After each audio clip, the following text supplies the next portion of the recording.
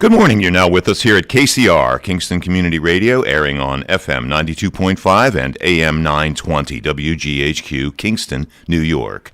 This programming is brought to you by our listeners and corporate underwriters who are interested in presenting local community radio. The opinions expressed on this program do not represent those of Pamel Broadcasting or Kingston Community Radio.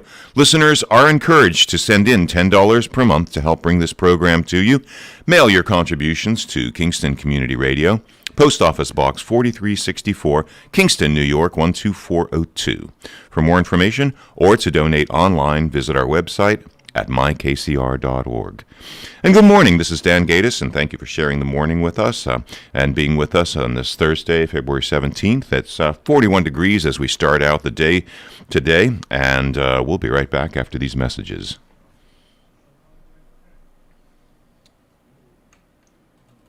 Moms, we don't know how you do it all, but you do. You are part teacher, counselor, chef, and doctor, all rock star. Being a mom today is complicated and sometimes unpredictable, but it's those precious moments that make your journey together crazy and wonderful. At the American Heart Association, we know your family is why. That's why we're here for you, to make sure more of those moments happen, to make sure a healthier, longer life is possible for you and your family. We're impacting laws that help shape healthier communities, but we can't do it without you. Moms are at the heart of change. So here's to you, Mom. Here's to impacting the health of our future. Moms United can make real change. Start by visiting lifeiswhy.org/moms.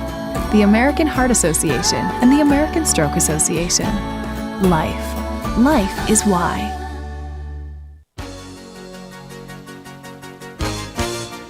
Hi, this is Cameron Rylance from Kingston, and I support Kingston Community Radio because it's informative.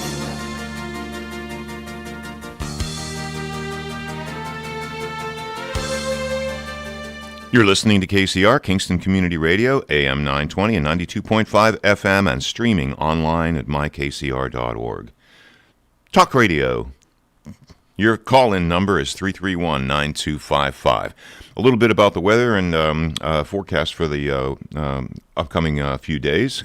Cloudy this morning with showers during the afternoon, a high of 56. Got a 50% chance of showers this afternoon. Cloudy with periods of rain tonight with a low of 43 degrees. Now, chance of rain is 100%, a rainfall about a half an inch.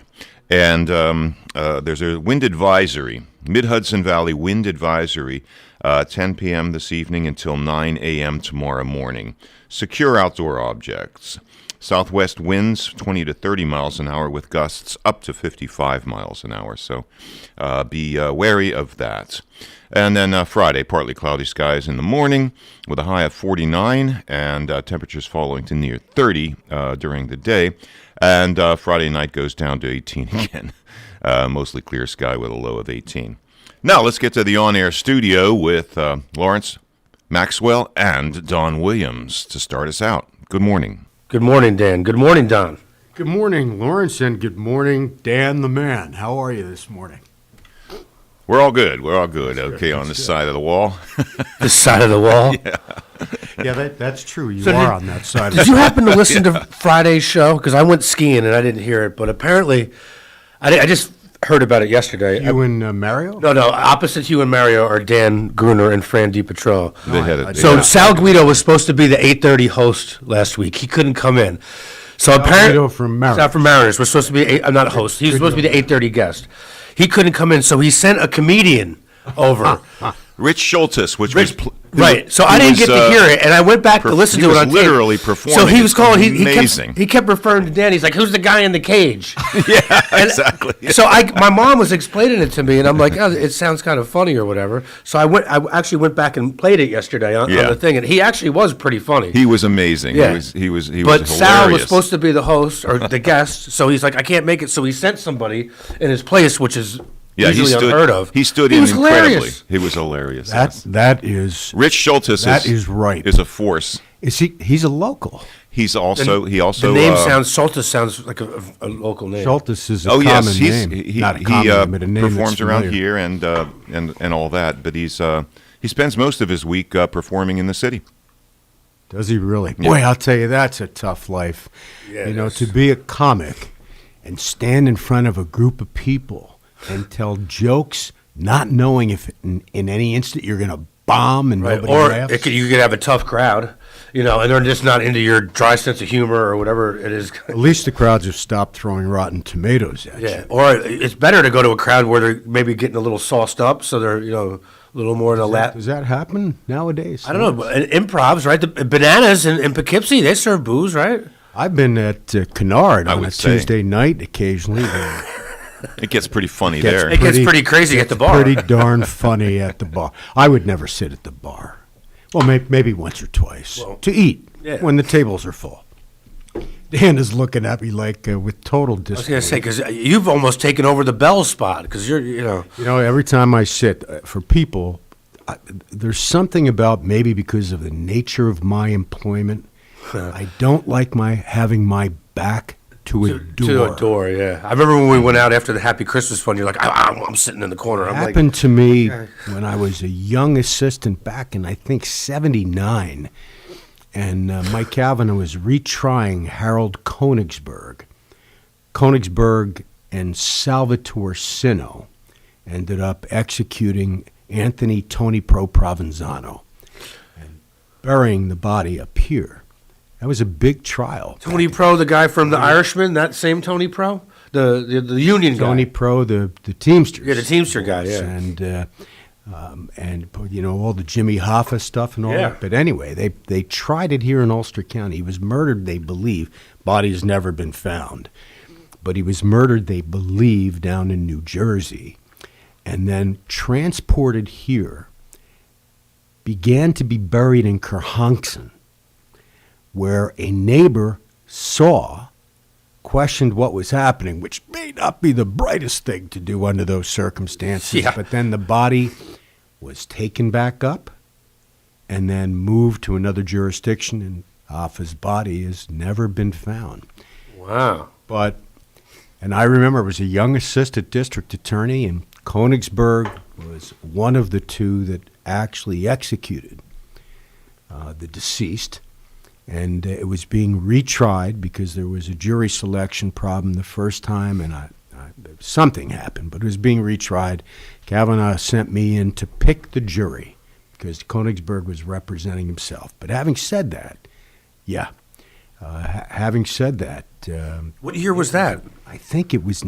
You I were started ADA? 79. Okay. So it had to be 79 or 80.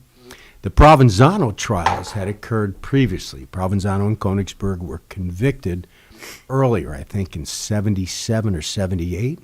But then Königsberg had to be retried on a silly technical error on jury selection or something like that. So we retried it, and I had to pick the jury. That was quite the treat. But Königsberg, it was all mob-related. Now, remember, I can say that because I'm half Italian and damn proud of it, I might add. But Königsberg had threats put out. We get threatened all the time when you're a prosecutor or a judge. You get threatened. You get used to it. But those threats, he knew when my mother would have dinner. Damn, it was like that? Artie's, Stella's. Yeah. Where she got her hair cut, and he got that to scare me. I have to admit, he succeeded. Didn't change how we prosecuted the case, but still, But it it was in kept my you up head. at night for once or Well, twice. it kept me from sitting with my back to the door at any public place. And once I began doing that, it became a habit. So don't like having your head on a swivel. Not that anything has God, happened. that's scary stuff, man. I mean, Oh, yeah, no, that stuff that was to start out your career. I mean, it was this late 70s, early When you 80s. go into that career, you know that's going right, to happen. right. Does it mean that I'm a brave person? No, I'm no braver than anyone else, but it's part. It's part of it. It's the nature of the business. And, you know, in the 40 years, and I think as the two of you know, I was tough as a prosecutor and a judge. Yes, I got a chance to see a few of your I thought he was getting days. Did you say you? No, I came and witnessed your proceedings. Oh, damn, I At least don't- I one rem- day. I thought he was getting, I've witnessed him I do firsthand. remember several people coming in from the restaurant. I couldn't recall your being there. Yes, I was there one time. You invited me to come in and just I thought he was getting watch ready the to say- proceedings. Oh, you thought I was going to be? Yeah, I thought you were going to say, I've on the other side of the I was law. like, geez, Dan, you didn't put that on your application. Did you Exactly. see a full? Was it a jury selection? Was it a trial, or was it a, It was a full day calendar? it was sentencing. Oh, yeah, that's It was a sentencing day. That's always every day. Unfortunately, back then was a sentencing day, but Yes. some were busier than others. Most of them were, brought in from Yeah, the that's prisons. I do recall. But one thing that I did want to say was Yes. that story sounds like it was the inspiration for that scene in Goodfellas. You know something. It is not too far. I mean, there's so many stories. I really have to have my son write a book. You should. One of the individuals who blew the case open, the body was missing for about 20 years. And then in a small FBI office, and I think it was Wisconsin, this huge beast of a man whose name was, it wasn't Jimmy Hoffa that was taken. It was Anthony Three Fingers Castellito, who was Why do they call him Three Fingers? He only really had he only had 3 fingers on one hand, but he was running for Teamsters president against Anthony Tony Pro Provenzano, and then suddenly Castellito disappeared. But it really is remarkable. And I remember one of the 2 individuals that did the murder, along with Harold Boom Boom Konigsberg. You have to have a nickname. It's funny how you remember all these. Their How could you nicknames. forget Harold Boom Boom, And Konigsberg? 3 fingers. That's funny. But I can't remember Sal Sino's nickname, but Sal appears unannounced at this small FBI office and says, "My name's Sal Sino. I ended up participating in the killing of Anthony Three Fingers Castellito," and the FBI agent knew. So ends up saying, "Yeah, this is garbage." It was the truth. Sal Sino turned state evidence, was the principal witness about this, said that they tried to bury the body up here in Kerhonkson. So even there was no body, these guys were prosecuted for murder. Now that makes sense in a mafia, an organized crime related There's a killing. RICO, There's right. not going to be a body. No, RICO is fed. Okay. This was simply a murder prosecution.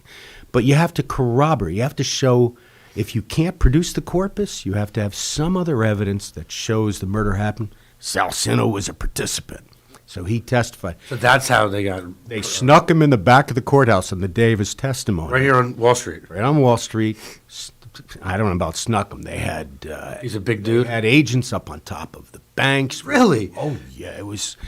But That's he crazy. comes in and we had no place to put him, so Mike Kavanaugh put him in my office. And I said, okay. So I left the area, went to another assistant's office. I returned during the break, and there was this beast of a man, Sal Sino, sitting at my desk with all of my briefs and memorandums I've been working on, and he's having, what is it, sweet and sour triple delight from Ang's Restaurant across the From street. Kingston Tea Garden. He's got that sauce, which is pungent, Oh, yeah, smelling, yeah. and filthy all over my papers. And I walked in, and I see him, and I'm going, oh, not good. But he goes, "Oh, Mr. Williams, I'm sorry. Do you mind if I use your desk to eat lunch?" And I felt like saying, "Yeah, damn it, I do mind." But I looked at him, I said, "No, Mr. Sino, whatever you want." Whatever you want. But So he testified. He Obviously, testified. his accomplices got sent upstate or went to prison. well, or I think Tony Pro died in jail. I think Konigsberg also They both recently got died sentenced in to jail. life. Oh, Yeah. Yes. And what happened to Sino? Did he go into witness protection? it's very funny. How can you do that with somebody that's 7 feet tall? He was a Put him big in man. He went into witness protection. And He did, indeed, yeah. every once in a while, it would be funny because he was a gentle. No, he wasn't gentle. He was a But he murderer. looked like a gentle giant. He was quiet, unassuming, big, and scary, but just treated me like a professional. He was a real gentleman. And remember, I worked for Mike Kavanaugh for 20 years. Every once in a while, and he'd call me to try to get a hold of Mike. He would call, and something would happen about his son, that he was concerned that because the whole family went on witness protection. Oh, wow, that's crazy. But they was were all what- hiding from the mafia, right? Yeah. absolutely no. That's crazy. I never heard that story where Really? agents on Oh, top of the that- roof with absolutely. guns. No, I heard about how Tony Pro got recently- tried in I Kingston. recently spoke at it's a lot of years ago. Spoke at Jim Riggins' memorial service, and Jim's partner before Jim became chief was Mike Juby. Oh yeah, we had Mike Juby on the air a Mike, couple months Mike ago. talked about it again, but They were partners. That's crazy. they were. I remember when he used to crazy. ride the mounted horse, Mike Juby. That's how. That's I'm how. afraid to ask. Yeah. No, he was the Kingston cop. Remember, he had the mounted police horse. Oh yeah, yeah, yeah. And he ran Sunshine Teas. Remember, Mike Juby. Mike Juby.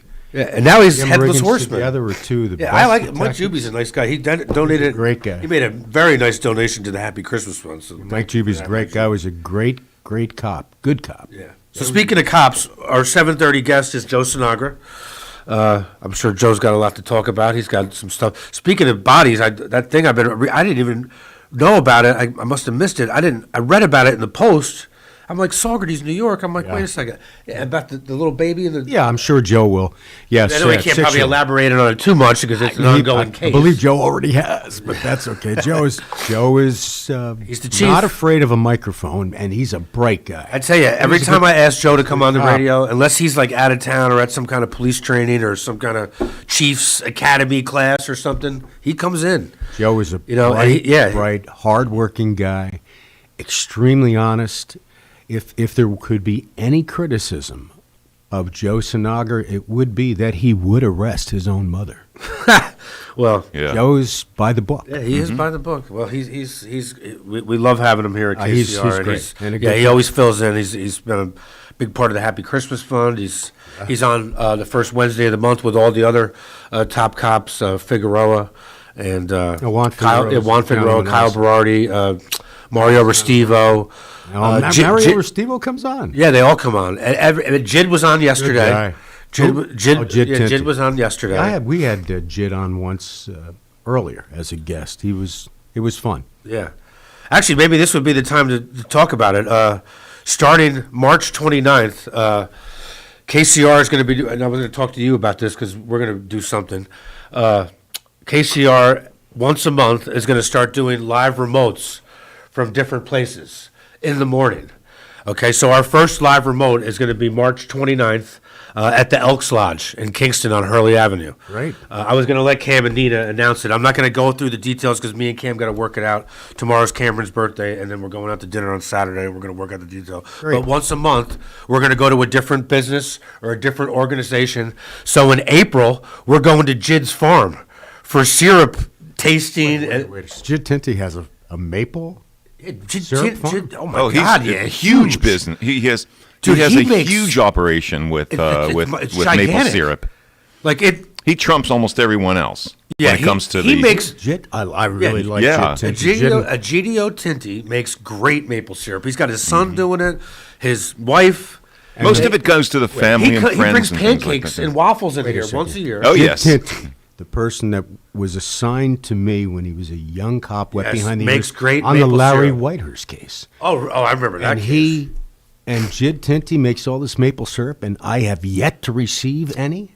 Yes, I guess this is true. Yeah, I just Chief found and I out. are going to have a little conversation. I Yes, just found out exactly. about it last year when he came in with like 8 different syrups here on the air one day. Don't forget to ask Cameron Rylance also. Yeah, we have a few hosts. He we have a few produces- guests and hosts that make He maple produces syrup. maple syrup. I don't know Cameron, although we've shared Yeah, dinner a yeah, couple we've- yeah, times. you had I don't dinner. know him as well as I know Jid Tinty. Yeah, Jid actually makes flavored ones. Like He has several different types of maple syrup, and I've Yes, yet. like a Jid dark- Tinty, are you listening to this?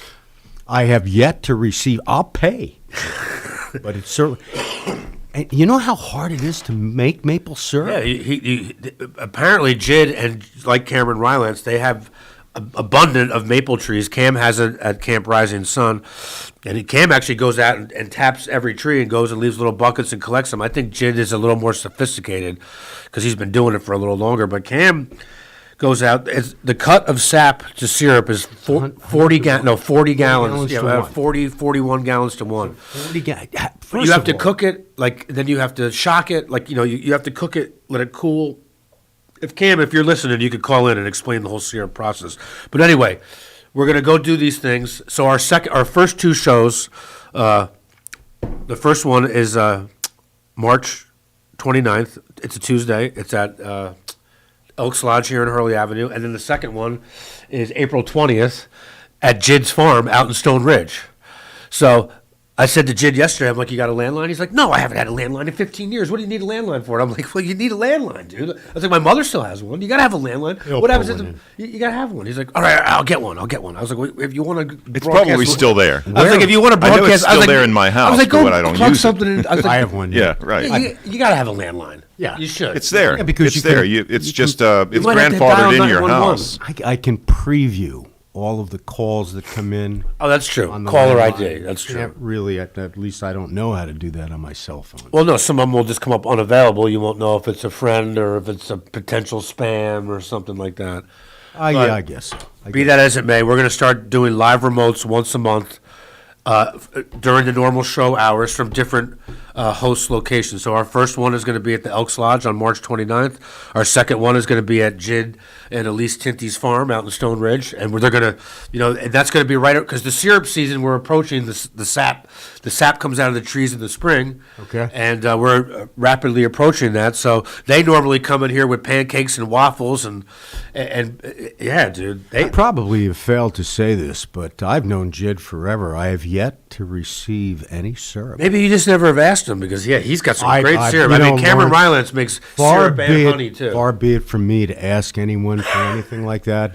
I may occasionally mention that, Maybe he didn't think you that were. after all these years, I still have not received. Yeah, there you go. Or you could say, I'm an avid pancake eater. Where's I my love maple syrup? syrup. Gotta Yeah, love who it. doesn't like maple syrup?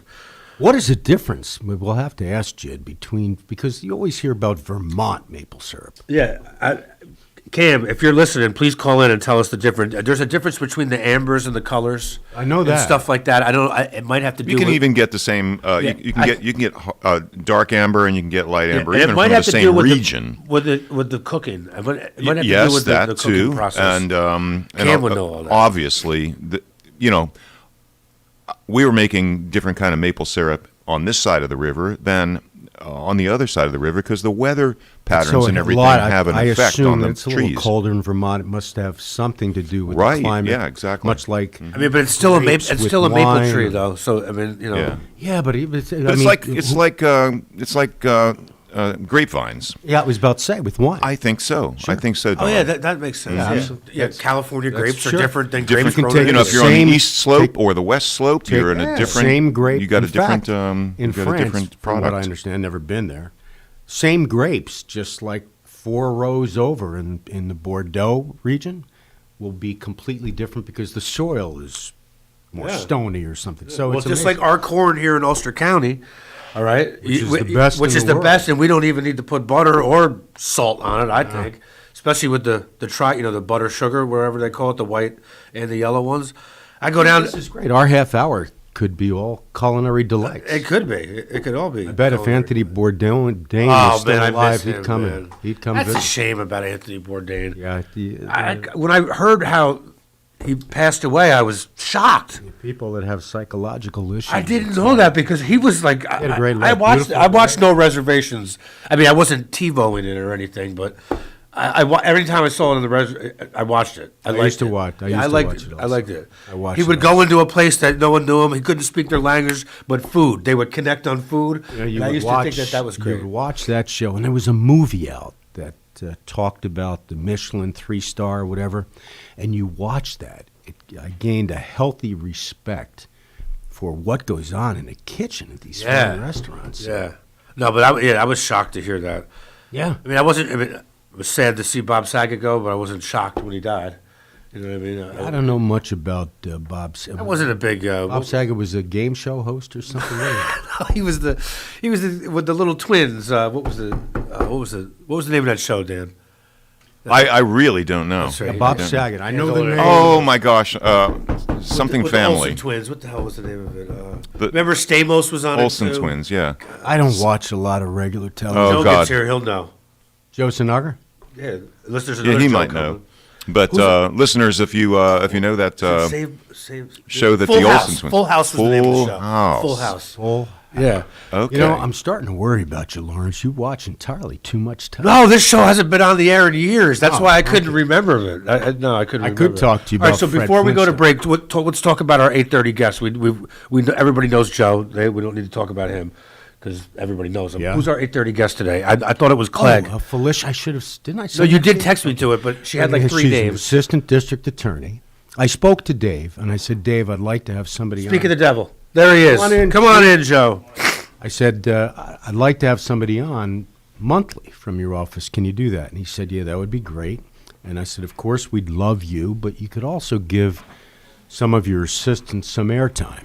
So today, confirmation, Okay. corroboration. It was Full House. Full house. Yeah, it's Yeah, one of the callers called in. And and everybody told us. said that you would know this. So please What was the question? make me proud you don't know this. Bob Saget. I was with him in October. That's not what I was going to ask. Well, so I would have told you it was The Full show House. that he was on. Full House. Yeah, Full House. Yeah. Yeah, I couldn't remember. Yeah. Full House. Joe, Interesting turnaround of events. And I'm proud of you already, but not that you need to hear that, but We were- you would make me much more proud if you said, I have no idea. I have no idea. So what were you doing with Bob Saget in October? So in October, we did the George Strait video, Way to the Badge, and there was a red carpet event Who down is George Strait? Oh my God! He's looking at you. You don't know Who is George? George? He's a musician, right? That's correct. That's correct. Country singer. Yeah. Yes. Oh, I don't Yes. listen to Right, much right country. alongside with Garth Brooks. You don't watch TV. You don't right listen to at the top- country I know. music. Yeah, right at the top of my list. Brooks, I know. So George Strait read this. Strait, no. Yeah, he redid this video called "Way to the Badge," and they took us down to City Winery in Manhattan in October for a red carpet event, and Bob Saget was the MC. How did nice. how did you get hooked up with that?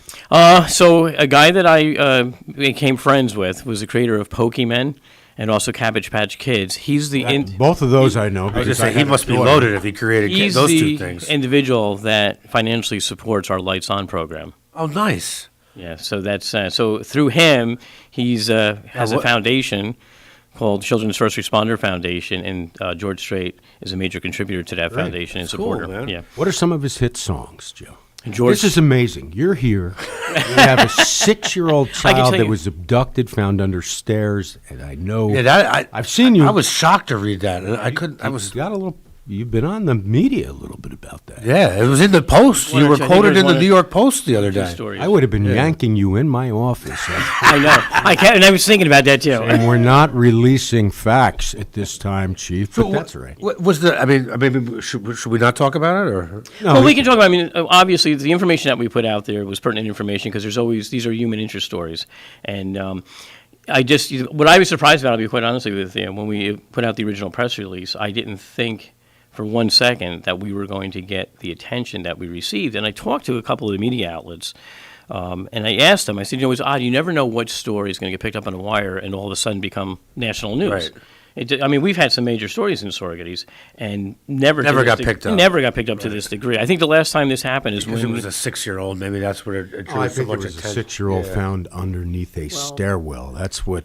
they said even Red more so, flags go the up. pandemic, the concerns about an invasion of the Ukraine. The last couple of years have not been great for everybody, and this was kind of a feel-good story at the end of the day. Someone who was missing for 2 years is found. Yeah, that's true. But Well, that this- that is good. But boy, to think of this being a feel-good story. Yeah, I know. But, Well, we have about 30 seconds, Joe, and then, with your permission, we can. You guys go can into dive that into it. and other things. and other things, of course. So go ahead, Dan. Take it away, and then we'll be back with 7:30 with Joe Snogger, Chief Snogger. Okay, and you're listening to KCR, Kingston Community Radio, AM 920 and 92.5 FM. It's Thursday, February 17th, and 41 degrees right now here in Uptown Kingston, and we'll be right back after these messages. As the world faces the challenges of the ongoing COVID-19 pandemic, Lions recognize that kindness matters now more than ever. And Lions and Leos are finding ways to continue to serve our communities. For more than 100 years, in times of need, Lions always find a way to help those around them. And after we emerge from this, we will be stronger than ever. Visit lionsclubs.org to learn more. Hi, we're the Goo Goo Dolls. We're fortunate that our daughters have what they need to grow and learn. But that isn't the case for nearly 13 million kids in the U.S. that struggle with hunger. Childhood hunger is a heartbreaking reality that Feeding America is working to change. Each year, the Feeding America network of food banks rescues billions of pounds of good food that would have gone to waste and provides it to families and children in need. You can help kids in need in your community by visiting feedingamerica.org. Brought to you by Feeding America and the Ad Council.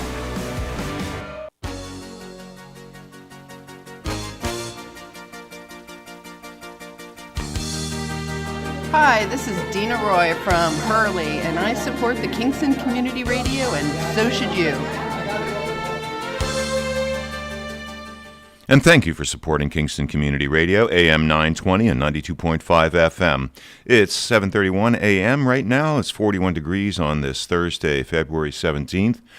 Cloudy this morning with showers during the afternoon with a high of 56. It's 50% chance of rain later today. Cloudy with periods of rain, 100% chance of rain tonight with a low of 43. Chance of rain is 100% again, and about a half an inch. And a weather advisory, Mid-Hudson Valley wind advisory, 10 p.m. this evening to 9 a.m. Friday morning. Southwest winds will be 20 to 30 miles an hour regularly, with gusts up to 55. So secure outdoor objects and be careful of any tree falls. Friday, partly cloudy skies, morning high of 49, with temperatures falling during the day on Friday to near 30 degrees. And Friday night, mostly clear sky with a low of 18 degrees. Saturday, cloudy skies early, followed by partial clearing, a high of 39. And a bit of gusts and wind on Saturday as well.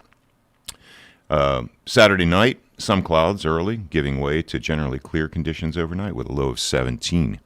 This upcoming portion of Kingston Community Radio is brought to you by Mid-Hudson Valley Federal Credit Union, 1099 Morton Boulevard in Kingston. Now it's time to go back to the on-air studio. You're listening to KCR, Kingston Community Radio, AM 920 and 92.5 FM, and streaming online at mykcr.org. Let's get back to the on-air studio with Don Williams and Chief Joe Sinagra. Well, we're back on the show. This is Donald Williams. How is everybody doing? And we're lucky enough to have somebody I can consider an old wartime friend, Chief Joe Sinagra from town of Sorgetes. Joe and I go back. Joe, do we go back from when I started in like 1980 as an assistant DA? Or? So I first met you in 1989. That's amazing. We had some, and we will talk about the significant cases, especially that you're not here today about, but you've just been involved in. But we had some major cases, as I recall. Were you just a patrolman at the time or a detective? No, just a patrolman. But then you became detective, town of Ulster, and then ultimately police chief, which is fantastic. You always were incredly prepared. I mean, thank you. And you know what my rep was. I was very demanding of most demanding of myself, but then also of the police. Would not tolerate anything but honesty. Right. When we went to court, you were prepared. You better be prepared and do your work, or it would be difficult dealing with me. But I think all of you knew when you went in, I had your backs. Oh, yeah, without a doubt. That we were not going to lose a case where someone was guilty. Because you may lose one because the evidence is just not there. You can't help that. Right. It wasn't going to be as a lack of investigative or DA effort. So, and we had many big cases. We can touch on that later because we have a good hour. That's fantastic. But let me ask you a little bit. before we get into this most recent case, and to begin with, we're lucky enough to have you. And we asked you to come on long before this new case hit the media. Yes, that's correct. So this just You don't happened. think nobody can think this is planned. This is No, this no, was planned out absolutely not. months We ago. just Yeah. wanted you here, and you were good enough to come, which is great. And it was very nice. I heard you tell Lawrence that when you heard that I was going to be doing the interview, you said definitely you would like to come. Yes. That's nice. I appreciate that. But tell me a little bit about what it's like being a chief and the challenges. Not yet. We'll talk about bail reform later. But the challenges you're facing as chief of police compared to what it was like to be a patrolman and a detective. Well, probably the biggest challenge, and especially the past couple of years, is keeping the morale of the men and women of the agency up. That's the biggest challenge, and we'll talk a little bit about this most recent story and there was some outcomes that were good in this, and one of it was very uplifting for the men and women of our agency and those members of the state police that participated. It's difficult at times because we seem to be constantly getting hammered. For the majority of my career, everybody looked up to our profession as being noble. Yeah, I recall when we started, you in 89, me in 79, that at that time, a career in law enforcement, whether you were a police officer, a district attorney, a judge, it was something that was looked up at, and you still should be immensely proud. But unfortunately, especially in the last few years, because of many different reasons, but principally because of the radical activists that have taken hold of areas in the law that had to be changed. They did. Right. Oh, we agree. We agree with that, without a doubt. Took those situations and used them to advance their own very radical causes, which is unfortunate. One of them is the suffering now that police departments and district attorneys and judges suffer as a result of that. I miss that. I retired right before that happened. I wish I were still there. But having said that, it has affected the morale of police. Are you feeling the department being treated differently? Well, no, in this community? No, definitely not. I mean, we have a great community in Saugerties, and that's one thing I would really want to preface. When I say that it's difficult to keep morale up, it's because our officers hear what the media puts out there, and the media is putting out the minority. Quite honestly, the opinion of the minority and not the majority of people. We get tremendous support in law enforcement, particularly here in Ulster County. And I can't say that that's every place across the United States, and that's what's unfair. And because of bad apples, and every industry, every profession has bad apples, we're put under a microscope. Yeah. And because you of know that, something, Joe? I'm sorry, go ahead. With all sincerity, we should be under a microscope. We should be under a microscope. We should not be unjustly criticized. Correct. There's a difference because the power and the responsibility of a police officer or a district attorney or a judge is overwhelming. The impact it has on individuals' lives and the community is overwhelming. So yes, we should be closely examined and held accountable, those bad apples. The problem is you get some bad apples. Some of them have committed horrible acts. Yes. And should be held accountable and probably should be held to a higher standard than other individuals. And I agree with that, definitely being held to a higher standard. I But mean, to- we're but given to- such public trust. Just think about the fact that we have the authority to basically limit your constitutional rights and sometimes take them away from you as long as we're doing it with legal authority. And it's when we cross that line, that's the problem that we have in law enforcement, and that's why we've gotten such a bad reputation. But people, and I think the majority of people understand, that's not every cop. And the sad thing is that, and we fall into that, police don't have bad reputations. They're being depicted in mainstream media and the far left media as bad. Yes, that is correct. And the majority of people, at least in the community that I knew when I spent the 40 years of it, were so supportive of police. The trouble was there were problems with the laws. The Rockefeller drug laws were draconian. There had to be bail reform. Oh, we agree with that. I mean, Everyone agrees with that, but just went too far. Well, that was the problem. It was a knee-jerk reaction, and exactly that's what happened. It went way too far. And, when we take away the ability of a judge to use common sense, and that's what they've done. They won't let judges use common sense and say, hey, this person's a danger to our society, and we need to keep this person away from society. Judges can't do that anymore. They can't take that into consideration. Joe, I respectfully disagree with you. It has gotten ridiculous. It has. And the bail reform has to be reformed again to go back. The pendulum has to swing somewhere in the middle. But judges in New York State could never take into consideration whether somebody was a danger to the community when considering bail. It's the criteria for bail specifically, forever in the law, all the way back to 79 when I started. You cannot consider danger to the community as one criteria in setting bail. Right, as one criteria. Right. But judges then and judges today, I don't want to say have a way around it. That's not appropriate.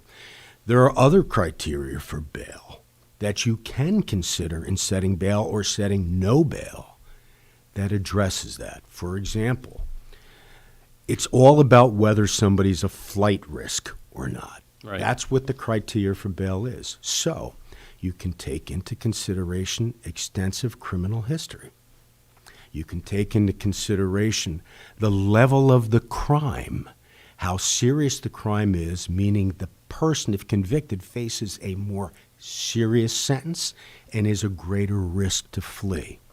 When you do that, you are also, by its nature, taking into consideration whether the defendant is a danger to the community. Right. You just can't say that.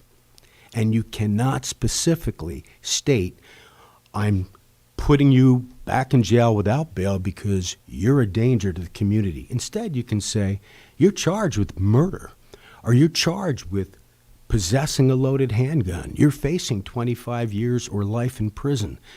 Because you're facing that, you're a risk to flee. If I let you out, you're doing the same thing. Right. So judges that use the excuse that the bail reform now does not give them the authority to at least consider danger to the community, they're not being honest. Okay. You still can do it. Your problem is, and we can get to your case now, your problem is that in cases such as this horrible case that you were just intimately involved in, if it doesn't amount to be a violent felony, and you can't set bail, Right. That's ridiculous. That's absolutely ridiculous. Right, and that's where what we you're have facing that's here. what we have an issue with, and this most recent case I think demonstrated explain that. a little bit about it to people. Yeah, I'm so- sure everybody's heard about it, but please Yeah, go in ahead. early 2020, our agency had taken a missing persons report about That this report child. came from here in Saugerties? It came to Sorgeties. The child was reported missing from Spencer, New York. And Spencer, New York is up west somewhere? It's about 160 miles northwest of here. Northwest, okay. Right. And just so that our listeners understand, a person who goes missing, you can report it to any police agency. And the police agency should take it. They shouldn't give you, well, it didn't happen here, we're not going to take that report. And what made this case more interesting is that when this missing person report came in, it was believed at that time that that child was secreted someplace in Sorgeties. And I'm not asking you, nor would you, give up the information. It's still much of what you know, Right. you can't release. Correct. Because there's an active investigation and prosecution ongoing. But what was, without telling us specifically information, what led people to believe that the individual could be in Sorgeties? Just hearsay. And was it basically because one of the relatives of the child that was missing lives in Sorgeties? That is correct. Okay. So We'll go further than that. Yeah, and all the information was hearsay, and the problem is, I know some of the media outlets said, well, geez, if you thought back in 2020 the child was here, why didn't you just go into the house? And they don't understand Fourth Amendment rights. And going into a person's house is by far the most protected of all constitutional rights.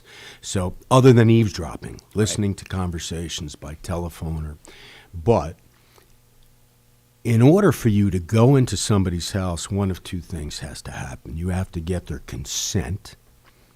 And if you ask somebody for consent, you're alerting them that something's up. Right. Which means the child never would have been found. Or secondly, you have to have a warrant. Hearsay by itself is not enough to get a warrant from a judge. Correct. Now, I heard you talking about the Tony Provenzano case this morning, and you talked about cooperation. Yeah. And that is such a key, essential factor in applying for a search warrant, is that we can corroborate the information that an individual provides to us. If somebody comes in, even an anonymous source, an informant, and gives you information, in order for you to get a warrant from a judge, that information supplied by an anonymous informant must be corroborated by other credible information. That's correct. And that's what we've always lacked in this particular case So up you were until getting Monday. hearsay information. Now, if the person that gave you the information was an identifiable citizen that would give you their name to put in the warrant, then you have a much stronger case of just getting the warrant without additional corroboration. But most of the information you get that's hearsay, it's from anonymous sources or someone that did not see the crime happen but heard it happen. So there's a lot that you have to do to go into somebody's house, and rightfully so. Right. And when we go back, this circles back around to bail reform, and it circles back around to the secrecy of a person's identity that provides information to the police. And our job has become much more difficult in obtaining cooperation from the public since some of the acts of bail reform have been made legislated. Absolutely. I mean, the prosecutor now, different than when I was on the bench and when I was a DA, has to provide at the earliest stages overwhelming information that either identifies the informant that should be anonymous or gives them enough information that most certainly will identify them. Exactly. And there's a difficult balance here when somebody's charged with a crime, they're presumed to be innocent, with giving them information that they have a right to know while protecting your sources. So here you had sources. Correct. And you also had the logic that a relative grandfather Correct. of the, and again, I feel like I'm before you again. Correct, Counselor. Yes. And then later on in life, yes, Your Honor. So people understand. I mean, I read the article in the Freeman today, and I've got some experience. I struggled with it. You know, for example, if the child was missing from, what was it, September? It took 2 months from the time that the child was missing for someone to report that Correct. the child was missing? Correct. Yeah, we're the only agency, for whatever reason, that took the missing persons report. One of the things I wanted to clear up, because you bring up the Freeman article, because I did have a chance to skim over it this morning. There's some confusion in that story this morning about the child was not taken in Spencer, New York, from the Guardian. The biological parents fled Spencer, New York, with their child. After a court order had been issued for them to surrender the child. As I understand, because I saw you on one of the shows explain that. Typically, the Freeman article was inaccurate.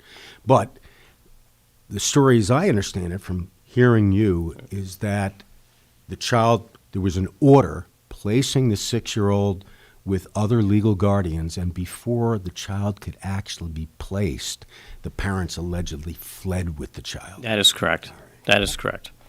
And then what happened, obviously, is at some point the biological father came forward and said that the mother took the child, and he thought took the child someplace to Pennsylvania. And it's interesting, and the reason why I put that piece out there is it's the continuation of lies over the 2-year period where we go to the house and we talk to the father and we talk to the grandfather, and they deny any knowledge of the child's whereabouts. And it's our belief now, based on our investigation, the child was always here. And this, we didn't have to go through everything that we went through on Monday. And there's two sides to this. I just want our listeners to understand, too. I have a lot of empathy for the parents. I have children of my own. I can't imagine what it would be like to have somebody say you've lost custody of your child. Before people prejudge things. Right. And we both know that. And I most certainly learned more about it spending 10 years on the bench rather than just being a prosecutor. You really have to have all the facts. We don't know what happened in Tioga County. Correct. We don't know why a court ordered that that child be removed from the parents. And typically you don't do that unless there's good reason, but we don't know that. Correct. So before we rush to judgments based upon media accounts that are, as you know, in this case, typically factually inaccurate, you really have to know all the facts, and that will not occur. It may never occur. The public may never get all the facts. Right. You know, it's interesting, too, because, and then I just want to touch base back on what I just started to my thought on, but the media is so quick nowadays to be the first outlet to get a story out there that when we send out a very detailed written press release that contained factual information, you cannot believe how many phone calls we received from all the media outlets asking questions that the answers were right in the press release. Well, they need to be able to say that we spoke directly and Right. we see this. Yeah, it's unfortunate. And the media has a difficult job. These poor reporters get paid nothing throughout all hours of the night.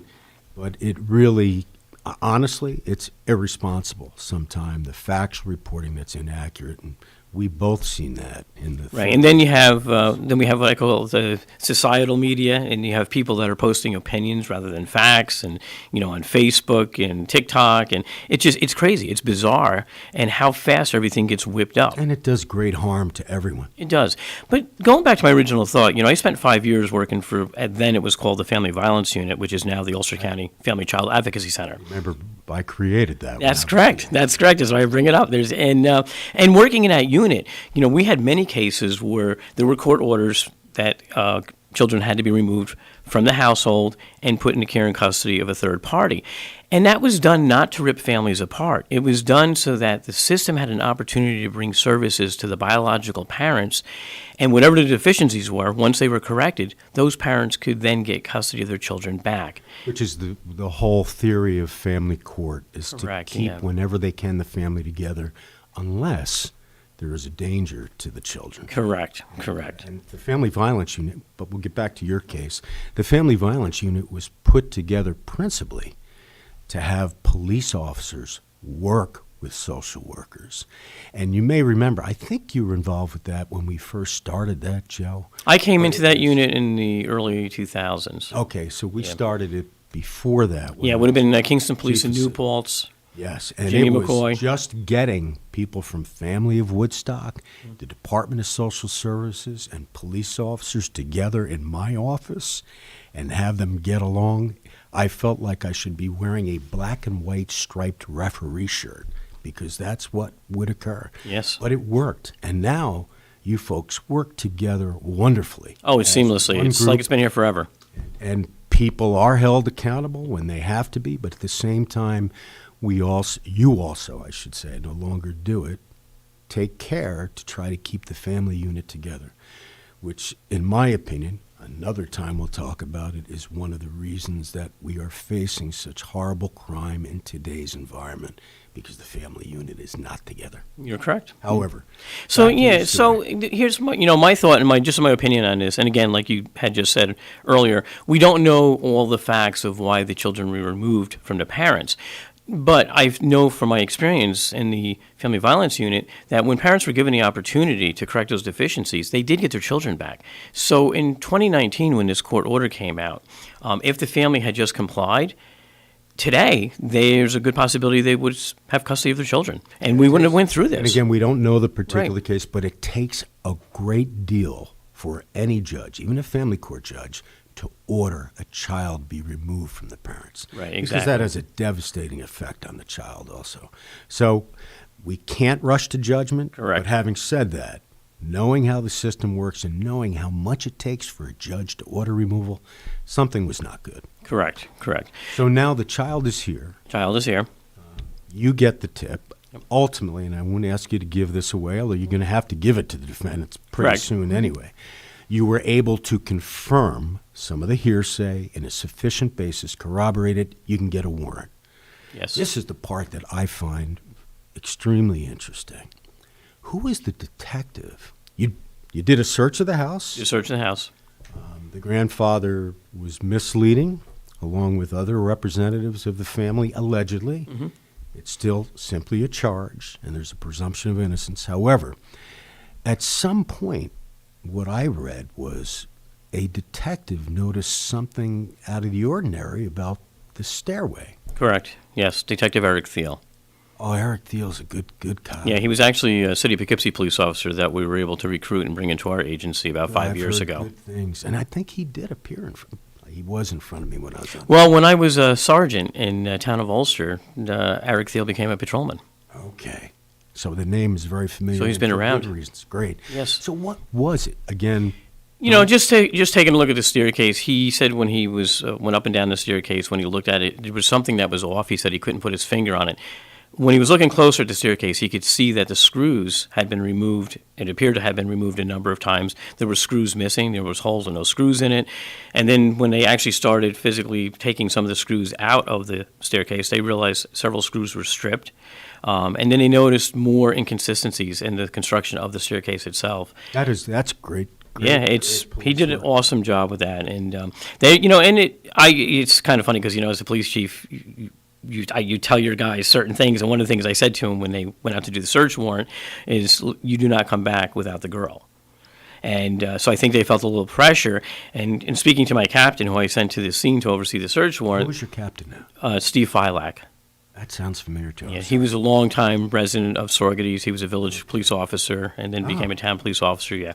And great guy. And he went out and he oversaw the execution of that search warrant. And he told me, he said, there was some discussion about an hour and a half into this that maybe somehow they got the child out of there. Because we all believed the child was there. And you had enough information to get a warrant, so it's good information. Right. The only issue would be whether the child had to be removed prior to the time you execute the warrant. Right. I mean, this detective went through the extremes. At one point, I asked him a question about some of the stuff I observed on the body cam video. He was actually looking between rooms, and I asked him, I said, what are you doing? You keep poking your head in between the rooms.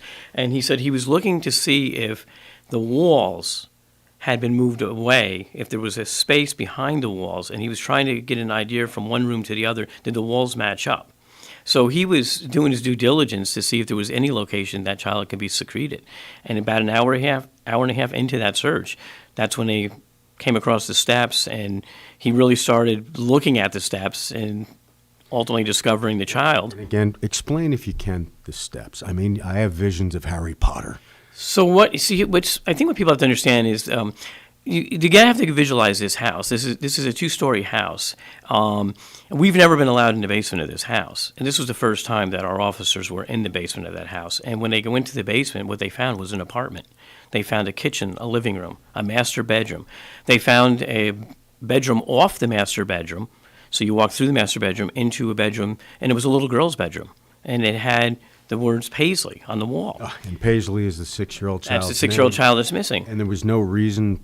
Was the grandfather living there alone, or did he? There's other family members that live there. And did they have children also? We're going to refrain from that at this point.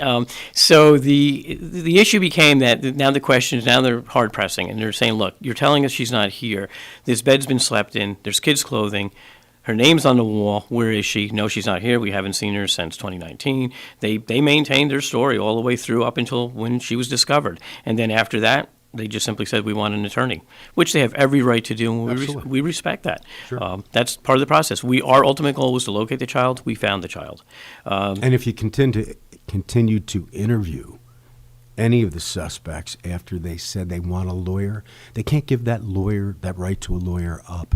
Correct. Any statements made would not be admissible in any further proceedings. So, correct. And you take an oath to abide by the Constitution. You guys do. So. Right. All right. So one of the other things I thought might have been misleading about some of the article that I read, the child, it's not alleged that the child was living in that space under the stairwell. No.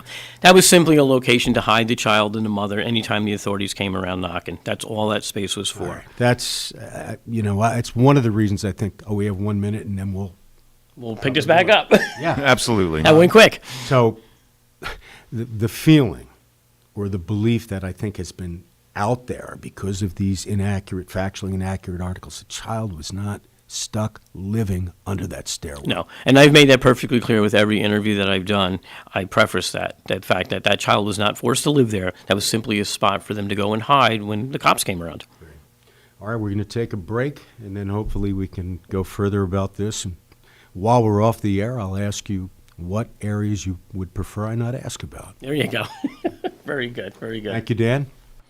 Okay, thank you, Don Williams, and thank you, Joe Sinagra, Chief Saugerties Police, and thank you for clarifying all of the issues in regard to this very, very, very, very compelling case. And many thanks to you for listening. KCR is Kingston Community Radio, WGHQ, AM 920 and 92.5 FM. It's now 8 o'clock a.m., and it's Thursday, February 17th, and 41 degrees right now here in Uptown Kingston. And this last portion of Kingston Community Radio was brought to you by Mid-Hudson Valley Federal Credit Union. 1099 Morton Boulevard in Kingston is their main office. I'll be right back after these messages.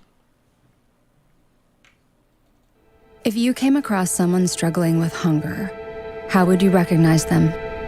By their clothes, their age, the way they speak? Would you notice a 16-year-old boy who got his first job, not for extra spending money, but to help feed his little sisters? Or a mother who's in between jobs and sometimes goes to bed hungry so her kids can have dinner? Or a 14-year-old girl who signs up to every after-school activity not to make friends, but just to get something to eat? Or a retiree who fell ill and had to choose between getting medicine or groceries. I am the 1 in 8 Americans who struggle with hunger. People you pass by every day but never knew were hungry. I am hunger in America. Hunger can be hard to recognize. Learn why at IamHungerInAmerica.org. Brought to you by Feeding America, 200 Food Banks Strong, and the Ad Council. Hi, this is Eleanor Arrow from the town of Ulster, and I support Kingston Community Radio, and so should you.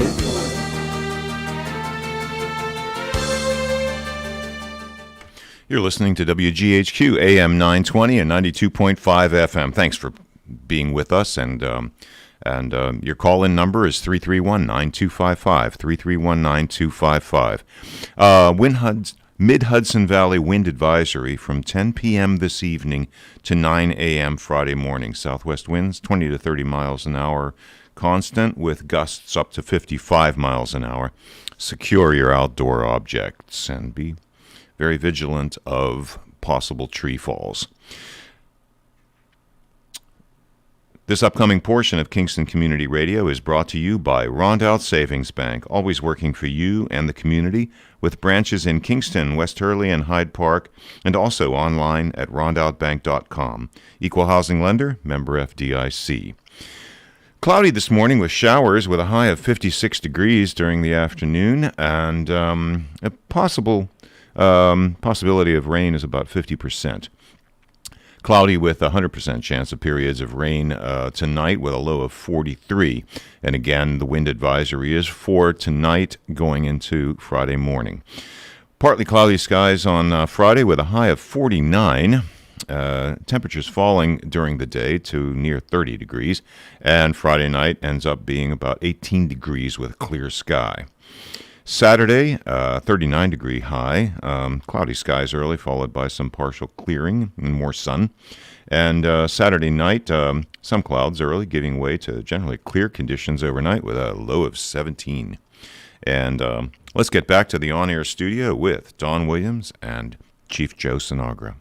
Thank you, Dan. It's Donald Williams, and I have with me a special guest today, Chief Joe Sinagra of the Town of Saugerties Police Department. But before we go into the details, more details, as best we can about the case, we have something.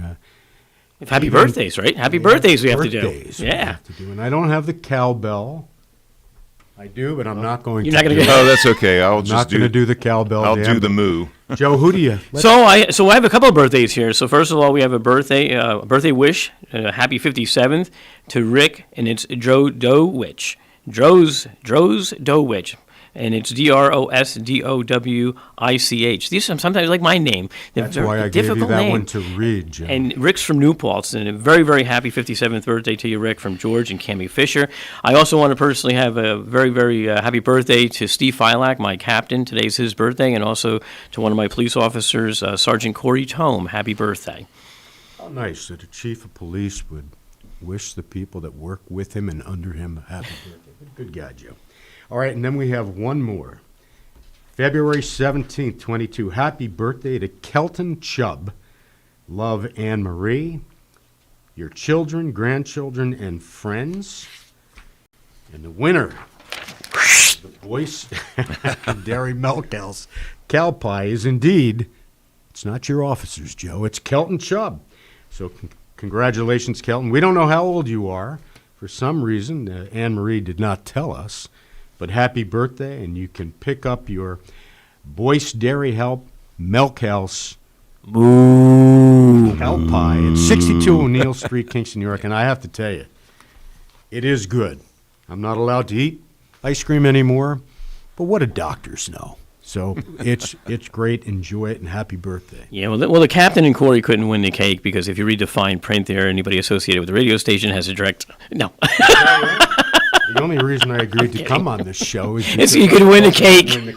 I have a birthday coming up March 27th, and Lawrence. Well, happy early birthday. Bear that in mind. Mm-hmm. Yeah, well, as you get to be this age, Joe. Hey, listen, maybe for your birthday, Jid Tinty will bring you some maple syrup.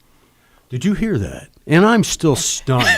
I'm stunned that Jid, neither Cameron nor Egidio has called in yet. Well, he may not be listening, but I'm imagining I will get a call and perhaps a gift. And now that I'm no longer on the bench, I can accept gifts. I got to tell you, he told me about this process that he goes through to make this maple syrup. He has. It sounds like it's a very sophisticated setup that he has over there in his property. And I've never been invited there. It's amazing. Maybe I can get you to get me a warrant. There you go. Anyway, if we can corroborate the evidence, so if we have some maple syrup. Well, Dan's smiling. Dan could be the corroboration. That is He's funny. heard Jid talk I'm witness. I'm witness. Absolutely. There you go. So, anyway, good guy, Jid Tinty, and that is quite a process. But back to more serious things. So now the child, and you said it was very uplifting to your staff and everyone around. The child is in good physical and psychological condition. However, as we know, part of what allows significant charges here is the risk of either physical or mental impairment to the child as a result of what, in essence, is her captivity. Correct. And a child at the age of 6 cannot legally consent to being held by anyone other than the parents, legal guardians, or parents with legal custody. Correct. Yep. So the charges now, and this is what is, we hit again about bail reform. Right now, what is the most, in your opinion, and this ultimately will be decided by the district attorney. Correct. And also a judge, regardless of the charges that the police bring initially. But what is the highest charge that, if these allegations are true, that these parents could face, and the grandparents? You know, I mean, just right now, the highest charge that we have filed is a Class E felony for both the father and the grandfather, which was a custodial interference in the first degree. First degree. And correct. In essence, so people can understand, if the child had been abducted by someone other than a family member, either parent, grandparent, uncle, brother, sister, then they could be facing, under these factual allegations, kidnapping. That is correct. And perhaps kidnapping in the first degree. Kidnapping is much greater than simply abducting, keeping somebody for ransom purposes. That's just one legal theory of kidnapping. Correct. There are many other legal theories of kidnapping, especially when it involves a child. And kidnapping in the first degree is the same class as murder. Correct. But in this case, because the allegation is that it is the parents and grandparents that took the child and secreted the child away from the legal guardians, who are the guardians appointed by the court up in Tioga County. Because of that, the highest charge they face is custodial interference in the first degree, which is a Class E felony. Correct. And felonies are classified from Class E up to A1. Class E is the lowest. Class E felony is the same class crime as driving while intoxicated is a felony. That is correct. And we have a call, Dan? Is that... you're giving me these gestures again. Oh, yes, we have a call. What can we do for you? that is correct. Oh, hold on one second. I think we got to turn you up. I think we got to turn them up. This one here? Don't know. Give it a try. You with us, caller? Hold on one second. I think we got to turn you up. Joe, can you turn, or Dan, can you turn the volume up in where you are? We don't know what channel it is. Hello? All right, well, we'll talk until we figure this out. Yeah, so what makes this interesting, too, is that we have to turn that one down. There he is. Oh, good morning. How yes, are sir. you? Good morning.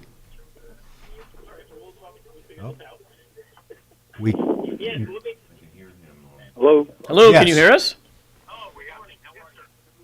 You may need to turn your radio off on your end.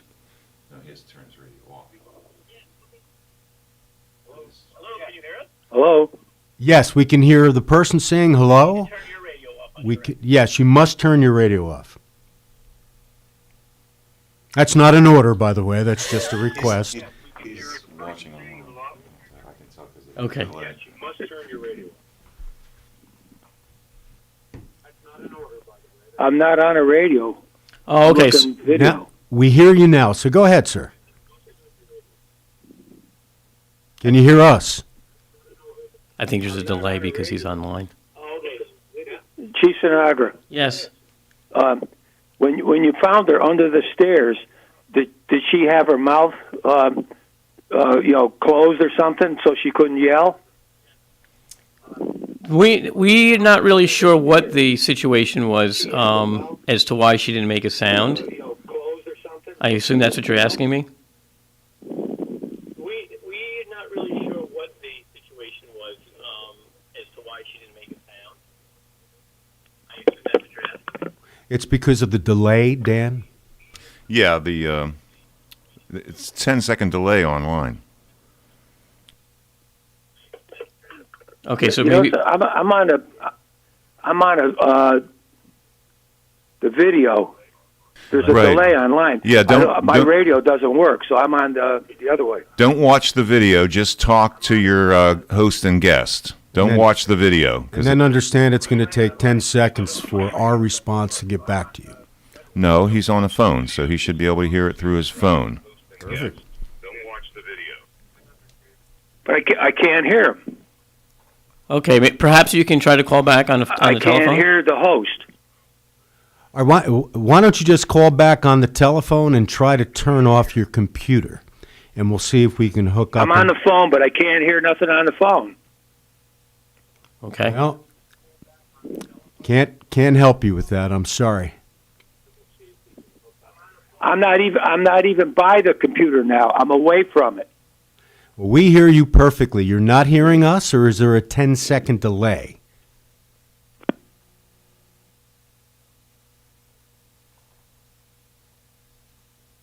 Okay, let's move Sounds on. like he's okay. All right. So where were you? So answer the question. You don't know why the 6-year-old did not call out to you. No, we don't. And it could be because she's 6 and she's under direct control for roughly 2 years by her parents. The scary thing, and what I'm get concerned about, is what did the parents tell the child that she would remain so still and not say a word, even when they're taking the steps apart? I mean, Kimberly, who was under there with her, at some point obviously realized, well, they found us. They're taking the staircase apart. They're going to see us in here. And the child remained silent, and that's what I'm concerned about. We tell our children as parents, if you're in trouble, if you're lost, find a policeman. They're your friend. They'll help you. And I don't believe that Paisley perceived us as friends at that point because they were hiding, and they were hiding for a reason. So I'm concerned about what she was told, and that can be traumatizing to a child, particularly at that age, and then as they grow older and they look back on that experience. Again, our officers, several of them, were heavily armed, because when you execute a search warrant like that with limited information as far as whether there's firearms or not in the residence, we have to be prepared. And the child saw that.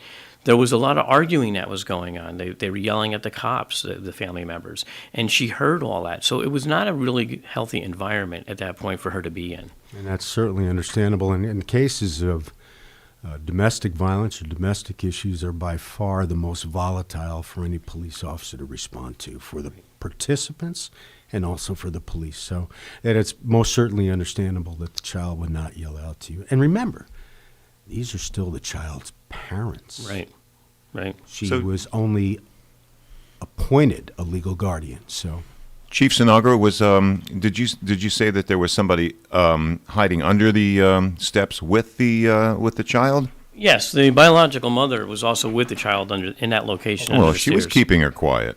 That's true also. Kimberly is the biological mother, I take it? That is correct. And was there access from underneath the steps to the apartment that was in the basement where you saw Paisley's So when you were in Paisley's bedroom, there was a door. And when you opened that door, it went directly right in front of you was that staircase. So and they were could have prepared. They were prepared, and if they went up the staircase, they would go right out into the backyard. It is frightening. It is absolutely frightening, but at the same point, it's not the first time, nor will it be the last time, unfortunately, this type of custodial interference occurs. Correct. We've had cases in the past where children are taken by a parent after an order that the child be placed with the other parent and leave the country.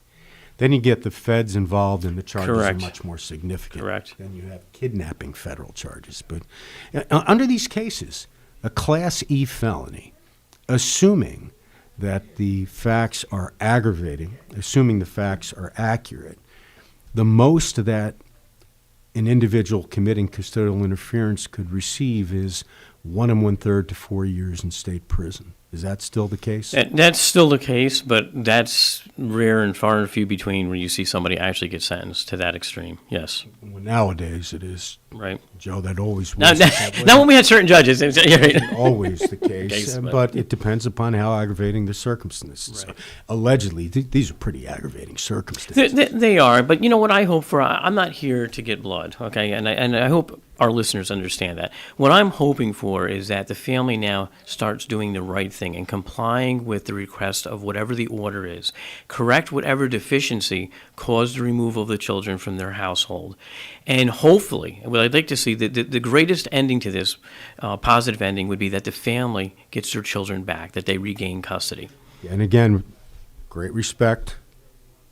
Cannot necessarily agree with that because we don't know what was happening in Tioga. Right, correct. If there were a history of physical or psychological abuse in Tioga, then I'm not sure. Oh, no, I agree with you there, right. Without knowing. We don't know. We don't know. We simply don't know. I will only say it takes a great deal to get any judge, especially a family court judge, who their directive is to keep the family together. It takes a great deal for any judge to order the child be removed from the parents. Right. So I think I don't want to rush to judgment. I will not until you hear all of the facts. But something had to be going on in Tioga that was allegedly not good. Right, exactly. So everybody should sit back, wait till that's developed, except in all likelihood, the general public will never get to know exactly what happened.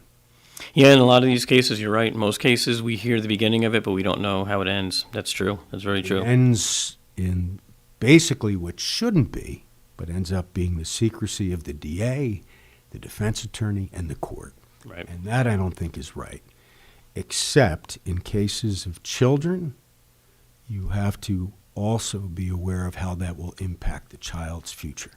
Right. And that's why I ultimately hope that, you know, as a parent, if I know myself, I'll speak personally for myself, if I was ever to lose custody of any of my children, I don't care what the court told me to do, I would do it. I don't care what it would be, because I would love my children that much that I would want them back. So whatever I did that was wrong to cause that removal, I would correct that. I would go to the extremes to correct that. And in, you know, knowing these, I've met these individuals in the past under different circumstances. They have the ability to do that. So I think in the end, and again, without knowing all the specifics as to why the children were removed, hopefully it wasn't that egregious that they'll have the opportunity to regain custody. Because I don't like to see families separated. Because as you just said earlier, the biggest problem we have in this country is the fact that there are no more real family units. Now we're going to sound like Vice President candidate Dan Quayle, for God's sakes. But the destruction of the family unit, in my opinion, based upon what I saw in court for 40 years, especially the past 10 years, the destruction of the family unit, it typically is what leads to the crimes young people end up graduating to serious violent crime. Right. Drugs, gangs, domestic violence. So many times the people I would see in my court, the repeat offenders, were individuals whose only contact from a family member was grandma. Yep. And it's difficult for grandmothers because of that huge gap in age and changes that have occurred from when grandma's being brought up to raise a child that faces challenges we simply didn't face. Exactly. Yep. And I know how potentially backwards and conservative that sounds, but the destruction of the family unit. Now, that doesn't mean that a child cannot be raised, for example, by a couple of the same gender or sexual preference. I'm not saying that, but family of some type must be in existence. Correct. Or should be in existence, and it doesn't. Right. Talk about bail reform and how it applies to this case. So now somebody's charged with a Class E felony, which is the lowest of class felonies, same as a driving while intoxicated as a felony. Right. Judge gets the case in front of them, and assuming there were horrible facts that the judge became aware of out of Tioga, and assuming that to have these two people released to the community would place the community in danger, or even the child in danger. A criminal court can't set bail on this. Right. It's interesting, right? The two different courts. How one seems to have the ability where the other was stripped of that ability. Family court has remanded, if I'm correct, the mother in this case, or at least put high bail, and the mother $50,000. $50,000 bail. That in family court, we're talking about allegations which are not criminal. They don't rise to the level of criminality. It's a family court proceeding. Right. It may be neglect or abuse or something of that nature. But bail can be set in family court. But under our new laws concerning bail reform, you can't set bail on the felony of abducting a child without legal authority and holding them, in essence, captive inside of the residence. Right. So with the 2020 Bail Elimination Act, these charges that were, even the Class E felony charges, they're not arraignable. And the only thing that made the Class E custodial interference first arraignable was because it was connected to a family offense. And this is what's kind of frustrating. What do you mean by arraignable? Typically what you would have to do if it were not a family offense is just give the person an appearance ticket, like a speeding ticket. Correct. Asking them to come back to court. You couldn't even arrest them. Right. So in Kimberly's case, because she was charged with 2 misdemeanors, I'm sorry. We have Parent Dan's giving me the sign that we have a call. Yes, sir. Or ma'am. Hello? Hello. Yeah, okay, I can barely hear you, so I'll try and, okay. I'm calling about, if you can answer it, where the child is now, and if the assigned custodial people are relatives, the ones that she was supposed to go to a couple years ago. Joe, has the child been reunited with her sister, with the legal guardians that have been designated by the court in Tioga? That is correct, and that is the only information we're providing. We are not disclosing the location or the name of the guardian or the location of the children for their safety, and I think everybody understands why. Yeah. And typically, sir, what does occur is the court, and we don't know, and Joe can't release that, but typically when a court, such as a family court in Tioga County, designates a legal guardian in this type of situation, it's a guardian that has been vetted, that has been researched to ensure that the child is safe, whether it's temporarily, and hopefully that will be the case if everything bears out, or permanently subsequent to that. So the child and her sister should be with a good family now. Okay, I can't hear you and I have to listen to the radio, so I'm not going to put everybody through this misery anymore. Thank you. All right, thank you for calling in. Thank you. Yeah. Yeah, so going back to the Bail Elimination Act, so prior to the elimination of bail as we knew it, prior to 2020, pretty much any offense was arraignable. If you had a neighbor dispute and you had your neighbor arrested for harassment because they pushed you or hit you, we could bring you before the local criminal court for the purpose of an arraignment to get an order of protection. Any crime, not necessarily a violation sometimes, but any crime. Any misdemeanor or higher.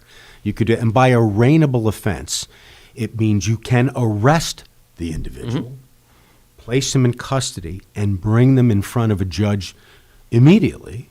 Correct. And that judge, an independent arbiter, will listen to arguments and then determine if any bail should be set, or in some cases, the person could be remanded to the county jail without any bail at all. Correct. But in cases of where we've had harassment cases in the past where we've brought individuals before the court, not for the purpose of setting bail, but for the purpose of getting that order of protection, that's no longer available to us.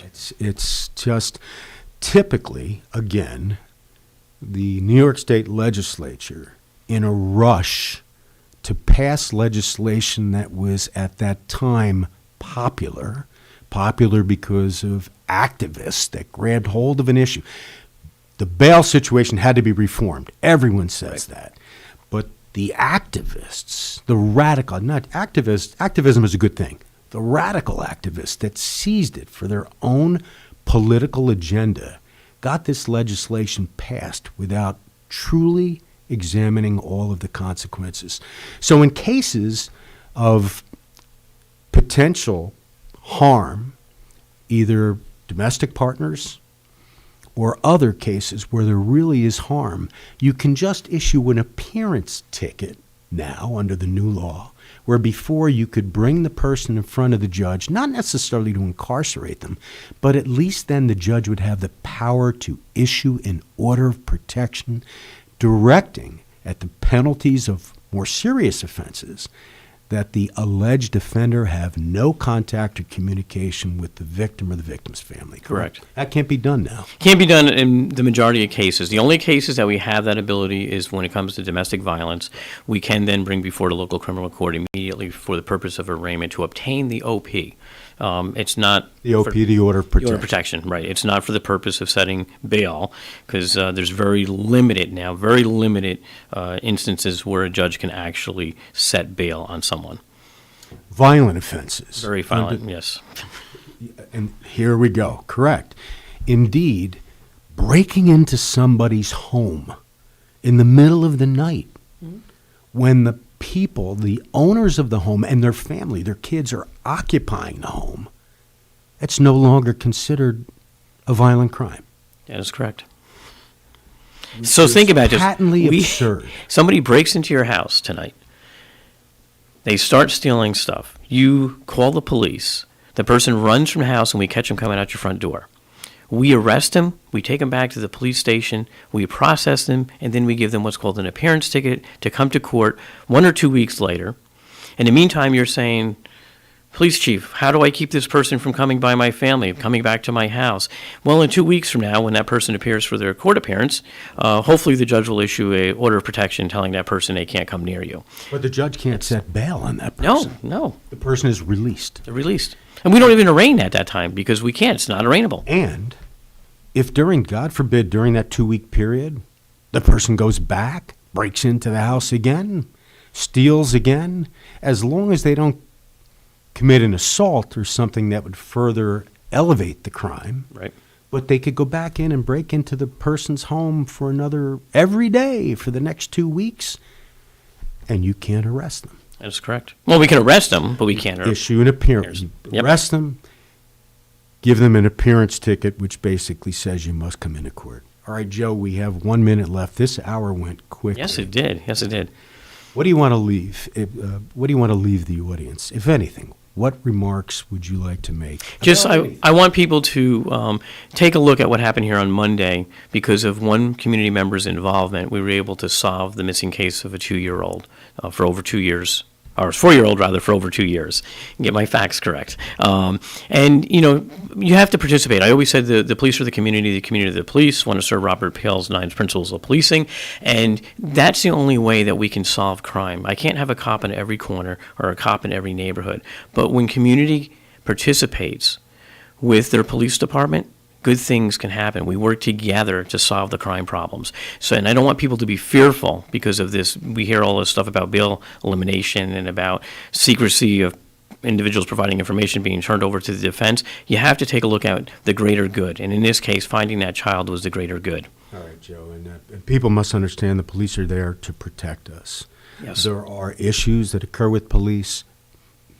Changes have to be made. Police are there to protect us. I want to thank you for coming in. You're welcome. Especially on short notice. It was an enjoyable hour. Yes, it was. Thank you so much. Nice seeing you as always. Pleasure. Good work. Thank Take you. care, Joe.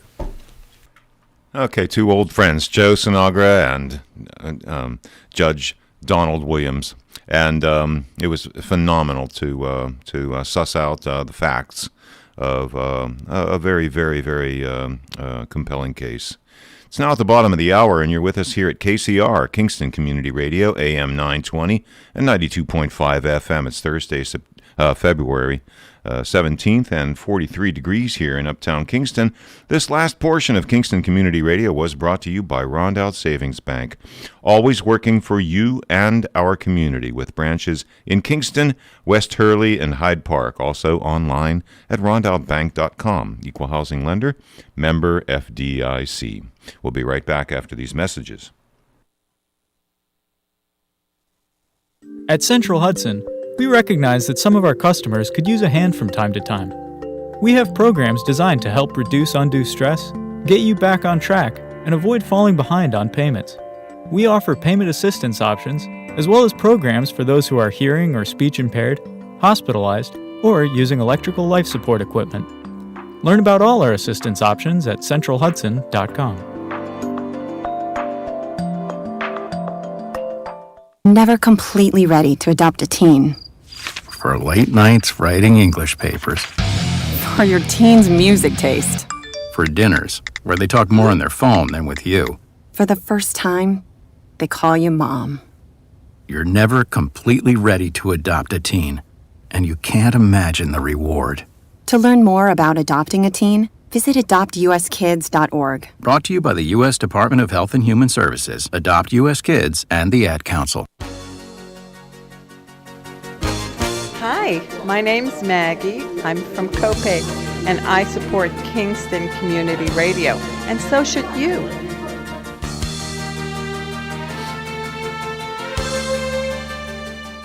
You're with us here at KCR, Kingston Community Radio, AM 920 and 92.5 FM, and streaming online at mykcr.org.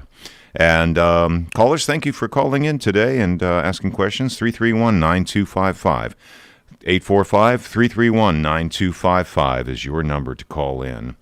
Once again, there is a wind advisory overnight. Goes from 10 p.m. this evening to 9 a.m. tomorrow morning. Southwest winds from 20 to 30 constant, and then gusts up to 55 miles an hour. So secure outdoor objects so they don't blow away, and also be vigilant of tree falls and branch falls. Cloudy this morning with showers during the afternoon today. A high of 56 degrees with a 50% chance of rain, 100% chance of rain tonight. Cloudy with periods of rain, low 43 degrees. And Friday, partly cloudy skies, a morning high of 49 degrees with temperatures falling to near 30 degrees during the course of the day. And then it falls all the way down to 18 degrees Friday night with mostly clear sky. Saturday, cloudy skies early, followed by partial clearing, high of 39 degrees. And Saturday night, some clouds early, giving way to generally clear conditions overnight. And without further ado, let's get back to the on-air studio. Thank you, Dan, again. This is Donald Williams. Welcome, everybody. And I'm really happy because I haven't seen her in quite some time. And you were one of my favorite attorneys that appeared in front of me. Thank you I'm not supposed to have favorites, but it's everybody was treated the same. And I know I was demanding of lawyers.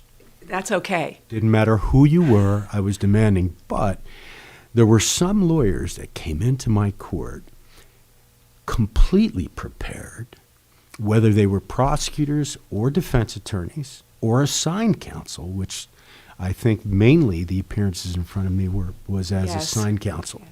But on very serious cases, came in completely prepared, argued aggressively for their clients, yet showed respect to the process in the court. You were definitely one of those few that did that. Thank you. That means a lot to me. Thank you. It's nice you say that. Felicia, I should introduce you more properly, is now a full-time assistant district attorney. Correct. With the Ulster County DA's office, hired by Dave Clegg. Yes. And your center, your main experience, your main thrust is animal cruelty cases. Correct. And I'll let you discuss it a little bit in a second, but animal cruelty, as a young assistant district attorney, Mike assigned me to handle animal cruelty cases. And they are one of, if not the most difficult cases to prosecute, because you're working under archaic laws that under the Agriculture and Markets Act instead of the penal law of the state of New York. The potential sentences for what I found to be the most offensive and serious crimes of for example, torturing an innocent life that was completely defenseless, much like a child, the most vulnerable of lives. You simply can't do much. It's difficult to even find a felony. It typically ends up being a misdemeanor, even if there are hundreds of animals, whether they're companion animals, dogs, cats, or farm animals, horses. So when did you start this? Tell us a little bit about the whole area of animal cruelty and what you can and what you can't do. So I've been involved in animal rescue and animal rights issues for decades.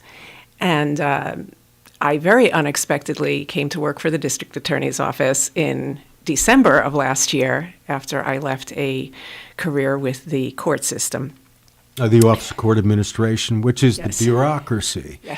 That would cause me occasionally to pull out the few remaining hairs in my head.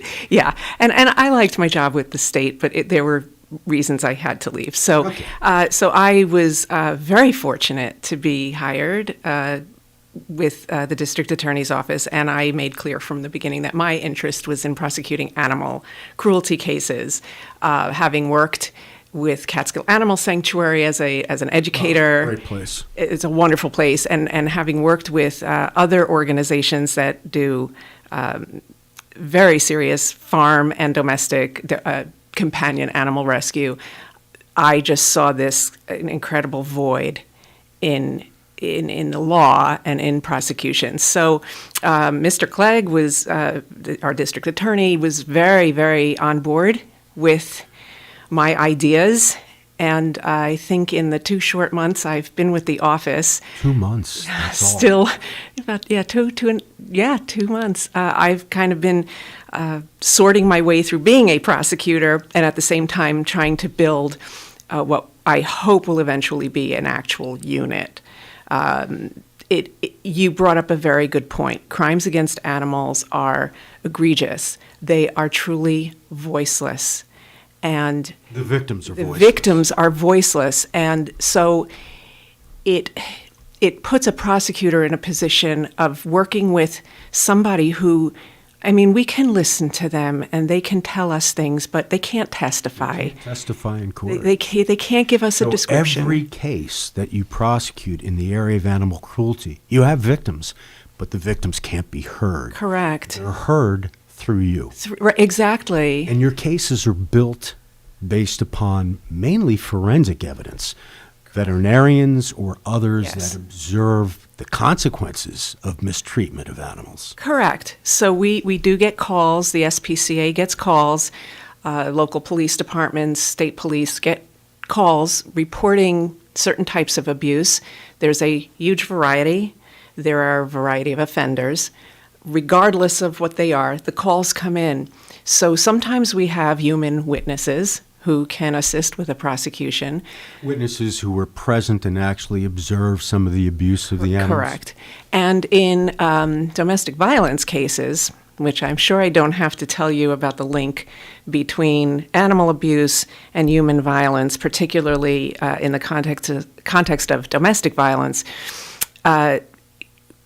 if we have a child victim or another victim in the household who is comfortable participating in a DV prosecution, if there's an animal in the household, there will often have been witnessed animal abuse. And Felicia, I know you know this, even though it's just been 2 months, you have a history of helping in the area of animal cruelty.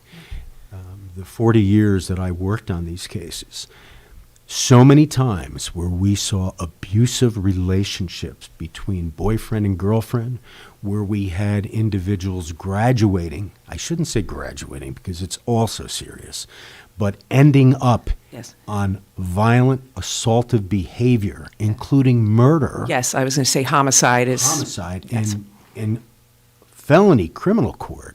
So many times you see a history of abuse Yes. of animals. Yes. The torture of companion animals happens so frequently in the history of young people. Yes. And then it moves on to humans.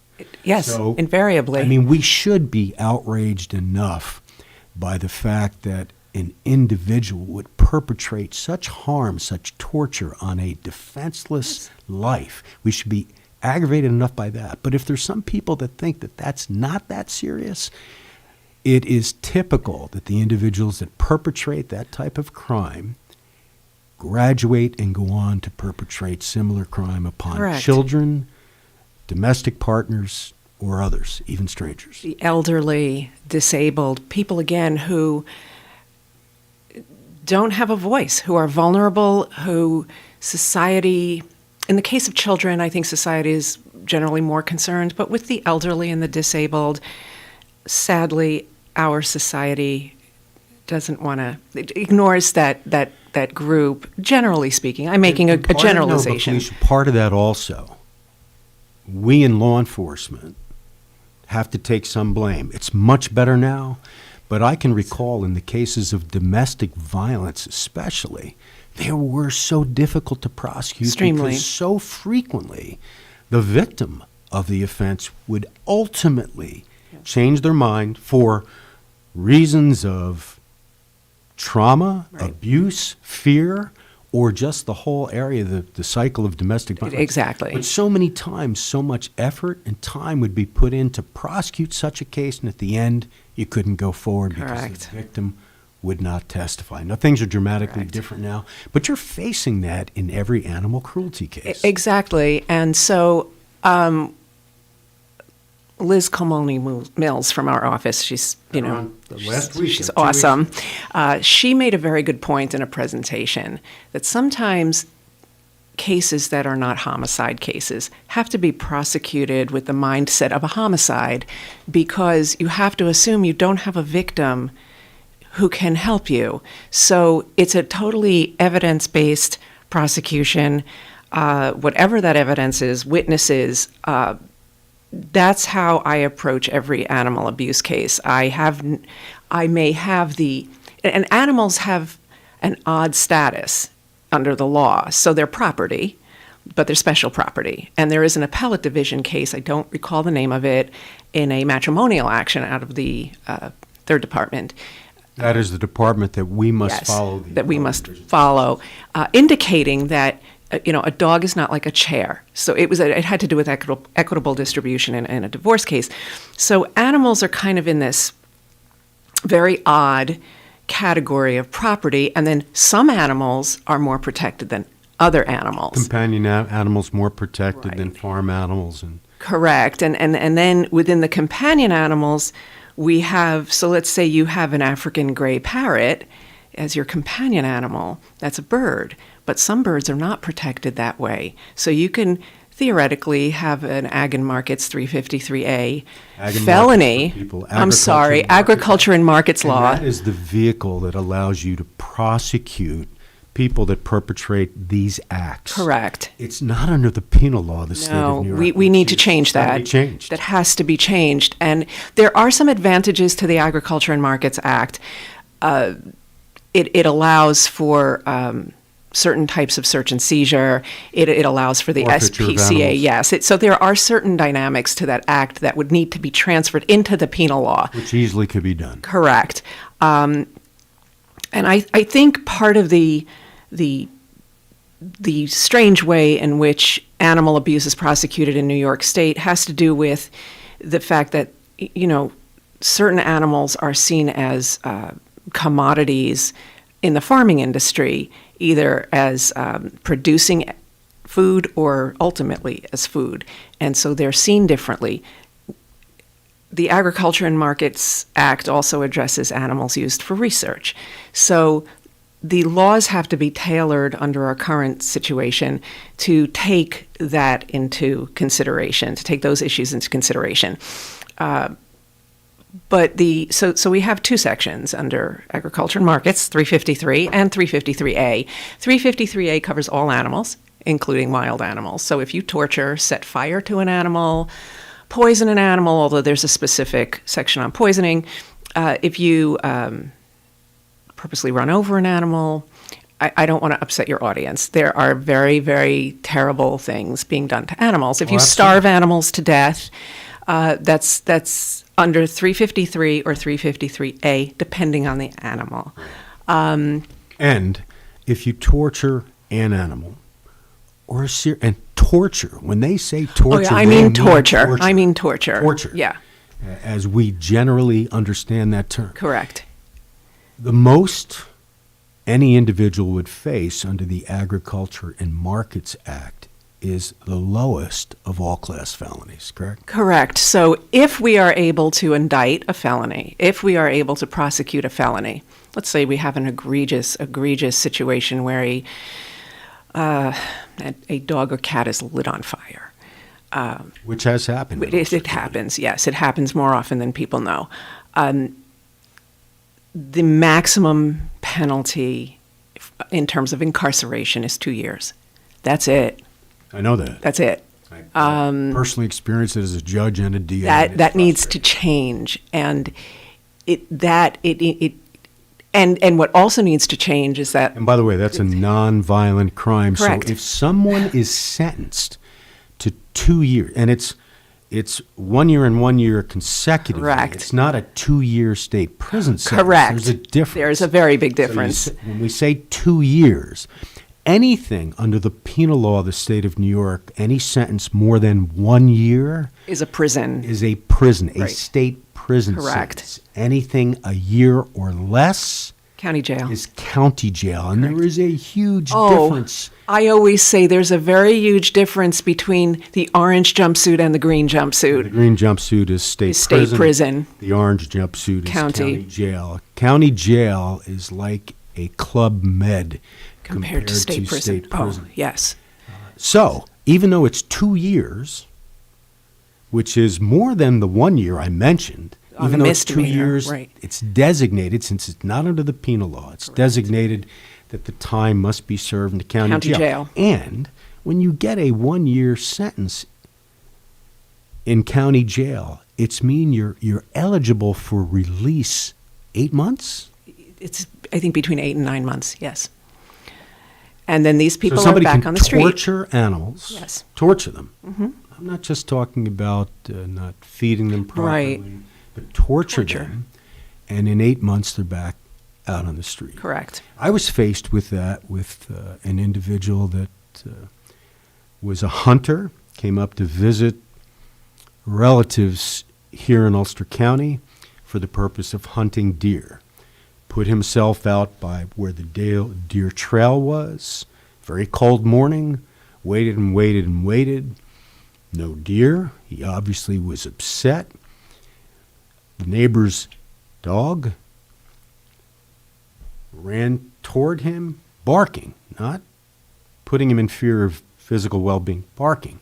So he shot the dog with an arrow, later claiming he thought it was a wild dog. It didn't look anything like a wild animal. Typical. And the dog died. The most I could have given him was, in essence, the 2 one-year sentences, which means it would have been an 8-month time in jail. Instead, when he was convicted after a very fair trial, I gave him 6 months in jail and 5 years probation. Yes, exactly. And that's, I think, that 5 years of probation is very, very, it hangs over people's heads. That's a long probation period. When coupled with the longest period of incarceration you can give them. Correct. A split bid. Right. A probationary sentence can be far more punitive and rehabilitative. Yes, I will, Dan. I'm getting messages from Dan. I should, and I did initially, but I should again. It's full-time assistant district attorney Felicia Raphael with the Ulster County DA's office, whose principal responsibility is to not only prosecute, but in essence supervise. Correct. All animal cruelty cases that occur within Ulster County. Countywide, yes. So I think my biggest challenge is, and this is absolutely not a criticism of anyone who has previously been in the office or is currently in the office, but animal cruelty is not pleasant to prosecute. A lot of assistants get very upset. They don't want to prosecute the cases. And so my challenge has been cases that have been pending. I now need to either salvage or resolve. There have been a lot of cases that unfortunately have been resolved with an ACD. I'm sorry, it's basically a dismissal after 6 months. Very serious cases. There are cases that I'm actually appealing because and as you know, as a prosecutor, there's a very limited, narrow window of what we can appeal. You really can't appeal very much. Not much. You cannot appeal an acquittal. Correct. Somebody's acquitted after trial. And that's fair, right? Not allowed to put in evidence you should have been allowed to put in. You can't appeal. Exactly. An acquittal is an acquittal is an acquittal. Can appeal everything. Right. And do. Right. And so that's been the biggest challenge. Another challenge is, as you know, when you were on the bench, you issued the Delicio decision, which I don't have in front of me, holding 353, I believe, constitutional.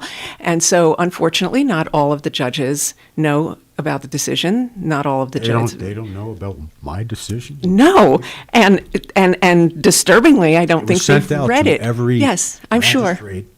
I'm sure. However. And a lot of judges don't know, and it's not a criticism of the judges, it's just lack of knowledge because these cases are very difficult and there's not much case law, but a lot of judges do not understand the definition of sustenance in 353. Yeah, what the problem is, you're dealing with an archaic law under Agriculture and Markets Act. And the language is complicated even for the most experienced lawyer and judge to understand. Correct. You mentioned before, and we're talking like lawyers, so the public understands, when you say there's not much case law. In essence, any time the legislature passes a statute, which is the law, here it's the Agriculture and Markets Act, which says you shall not torture, etc., animals, companion animals, and others. That's the law that has to be followed. Correct. But it's got to be interpreted because it can't be understood. Cases go up on appeal after a trial, verdict of guilty, or a plea. Right. Defense attorneys have a right to appeal it to the appellate division. The appellate division doesn't listen to victims or police officers. Correct. They have cold transcripts of what happened in the trial court or the court where the plea happened. And then they decide whether there are constitutional violations. Correct. They decide legal issues. Right. They decide. And they issue, those that's legal issues. case law. When they issue a decision, and anyone in the 3rd Department, Albany, Ulster County, and other counties must follow what the interpretation of the appellate division. So that's case law. Correct. The statute exists, but the statute has to be interpreted. The appellate Correct. division in case law interprets it. Correct. But you're dealing with an archaic law, and there aren't many. Number one, there hasn't been many, except in Ulster County, candidly. But there haven't been that many prosecutions. There will now. Well, there will there was when I was DA also. That There will be prosecutions slowed now. down. Yeah. But because there weren't so many prosecutions, because there weren't that many verdicts of guilty, there's very little case law to interpret this incredibly complicated, archaic Agriculture and Markets Act. So you've got to, first thing has to be done is the DA's Association has to get together with voices like yourself. I'd be more than happy to help. Thank you. I would The greatly legislature, appreciate that. The local legislature must change this law. Put it under the penal law. Give it some Correct. teeth. Correct. Because deterrence is huge. Is huge. And the goal, of course, is to stop the abuse. I mean, the goal is to stop the abuse. And there are different types of offenders. You did mention you wanted to talk about that. Yeah, just briefly, and I know we're kind of pressed for time, but so there are different types of abusers. There are the straight-out sadistic animal abusers who often graduate to crimes against humans, almost 100%. And they are the ones that we typically would have prosecuted in the past. Correct. And they're the sadistic animal abusers. You then have the abusers who don't seek out animals to abuse, but they're perhaps in a situation where they are in a domestic violence situation or another type of situation, and they will harm an animal for the purpose of harming the human in connection with that familial Which would be, setting. as far as criminally, the second most culpable, Culpable, most evil right. state of I'm mind, right. which makes a crime a crime. Right, it's a crime. It's still a crime. And the third, which I'm assuming you're going, is hoarding. It's the hoarding, and there are different types of People hoarders. what a hoarder is. So a hoarder is and I am not a psychologist. I don't have training in psychology or psychiatry. Obviously, I just can't fit that in this lifetime. But so hoarders are very difficult to deal with because they often have They're well-meaning. They're often well-meaning in their minds. They often start out okay. They keep taking in more animals. They can't feel for the animals. Yes, they do. Others will not take care of. Most of them. Some of them don't. We do have a case that I can't discuss, but the hoarder, there's no empathy. There's just it's a mental defect. She's just hoarding. Hoarders have an almost 100% recidivism rate. And by that you they mean will always recidivism offend. mean They will after keep going offending. The first time they come They back will- and do it again. Yeah, They're they'll just keep reoffending. And Ulster County has those statistics because Ulster County created the Animal Abuse Registry. So the legislature did that research. So it's available online. I don't have time to go through a whole list of where you can get it, but it's out there. So we have the hoarders, and hoarders need psychological intervention. Hoarders definitely need probation as part of a sentence to get services. I don't know that those services can be successful, but at least on a probation sentence, we would hope that for the 3 years or 5 years of 3 years probation would on be a misdemeanor would be a misdemeanor, which typically most hoarding cases are misdemeanors. And again, hoarders are people that typically they're not evil. No, they're think not. They're helping the animals, but then they take in too many animals. Correct. And we've had hoarding situations where there are, dozens of goats living in a little stall, starving to death. Dead animals with living animals in the same very confined area. Animals left outside in horrible weather conditions. You hear about the crazy cat lady, the people who have, dozens of dogs. These are hoarders, and there's an underlying mental or emotional issue going on there. Those are very, very difficult to prosecute, but we prosecute them. They are dangerous people. They need to be prosecuted. And then you have another What you have level. available to you in those prosecutions is the removal of the animals from the hoarder. Correct. So that the animals can be placed. Correct. So those animals own are welfare. taken usually by the humane law enforcement officer under a search and seizure warrant signed by a judge. They're taken initially into the custody of the SPCA, and then there may be other rescues in the region, especially with farm animals, who will take the larger animals. Now, the next piece of the process is that there's a hearing, what's called a bond hearing, and then if the accused can't afford to post a bond to cover the cost of caring for those seized animals, the animals are forfeited. We only have, it's going so fast in about 30 seconds. If there is one thing that you would like addressed right now that would assist you, or if there's one message you'd like to get out to the community for the community to help you, what would it be? Call us. If you see animal abuse, if you suspect animal abuse, call 911, call local law enforcement, call the SPCA hotline, call the DA's office, call us. My name is Felicia Raphael. Call us. Ask for me. Felicia, thank you so much for coming in on short notice. Thank you so much. Please tell Dave Clegg I thank him also for I will. giving me you and Liz Camoni from Domestic Violence. Thank and hopefully you. we can do this monthly. I would love to. Thank you so much for having me on. And know that if any time you do seminars, no charge, if you need somebody to come and help teach about how to be witnesses. Thank you. Or you need help and some advice on prosecuting, I now can do that since I'm off the bench. I'm going to be calling you. Felicia, thanks again. Felicia Raphael, Assistant District Attorney. Thank you. And thank you to the Ulster County DA's office. Thanks, Dan. I know I went over my time, but that's typical. Thanks. Thanks, Dan. Thank you, Felicia. And thank you, Joe Sinagra, also for being our guest today. And thank you, Dawn Williams and Lawrence Maxwell, for bringing us around to a great Thursday show. Thursday, February 17th, 43 degrees in uptown Kingston. And we thank you for sharing the morning with us and participating in Kingston Community Radio, KCR, AM 920 and 92.5 FM, WGHQ, and our live streaming on mykcr.org. Talk radio at its best, inspired discussions of, by, and for the community. We invite you to be with us tomorrow morning. And until tomorrow, we wish you every success in growing and developing Kingston and all our neighboring communities. We now return you to Magic 92.5.